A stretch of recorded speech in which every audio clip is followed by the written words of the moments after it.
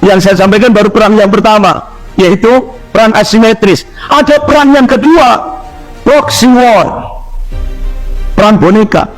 Jadi sekarang Cina untuk menguasai Indonesia cukup dengan boneka. Artinya apa? Di Indonesia ini pengkhianat bangsa lebih banyak daripada penyelamat bangsa. Kemudian ada perang yang ketiga, yaitu Neo-Cortex War, perang narasi. Bagaimana ketika umat Islam start 2016 kita lihat, untuk menghadapi umat Islam, Cina memberikan stigma radikal.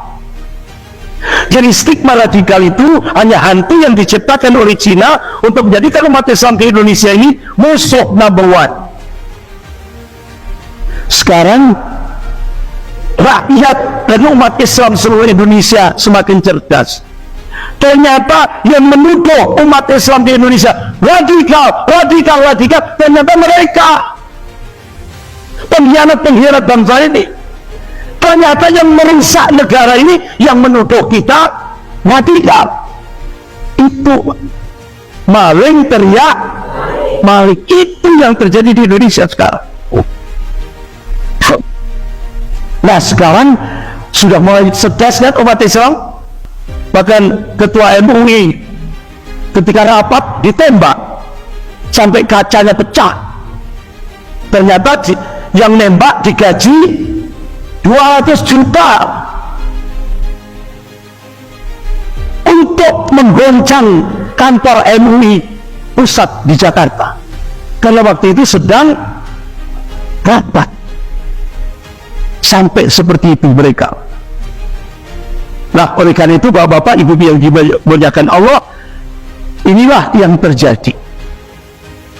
Makanya pada saat Sudirman ini anggota Politbiro PKI zaman DNAID, di pledoi sidang pengadilan dia katakan, jika saya mati sudah tentu bukannya berarti PKI ikut mati bersama kematian saya. Tidak, sama sekali tidak. Walaupun PKI sekarang sedang rusak berkeping-keping, saya tetap yakin bahwa ini hanya bersifat sementara, dan dalam proses sejarah nantinya PKI akan tumbuh kembali, sebab PKI adalah anak zaman yang dilahirkan oleh zaman. Ternyata cita-citanya sekarang sudah tercapai. Ini loh. Dan Bapak Ibu tolong ini dicatat. Nah, setelah keputusan Presiden nomor 17 tahun 2022, lanjut Impres nomor 2 2023, muncul lagi Kepres lagi. Nah ke depan kalau 2024 umat Islam gagal, PKI akan dijadikan bangsawan di Indonesia. Catat ini Pak, catat. Oleh karena itu ayo selamatkan NKRI, ayo kita all out 2024, gerakan perubahan, ayo kita bangkitkan. Allah sudah tegaskan dari surah Ar-Ra'd 2 ayat 11. A'udzubillahi minasyaitonir rajim. Innallaha la yughayyiru ma biqaumin hatta yughayyiru ma bi anfusihim. Sesungguhnya Allah tidak akan merubah kondisi satu kaum hingga kaum itu merubah apa yang ada pada dirinya sendiri. Ini quantum change, quantum perubahan. Takbir, Allahu Akbar. Ini quantum change, quantum perubahan. Allah tidak akan merubah nasib umat Islam di Indonesia kalau umat Islam tidak mau berubah. Ayo berubah, jadikan Indonesia dari yang tidak baik menjadi baik, dari yang baik menjadi lebih baik. Ayo semangat bangkit.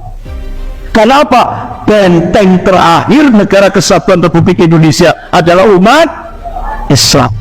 Pak, Bu, ini sudah teknis. Manakala umat Islam sudah berada di garda terdepan, insya Allah TNI akan membackup, karena TNI bukan alat penguasa, tapi TNI adalah alat negara.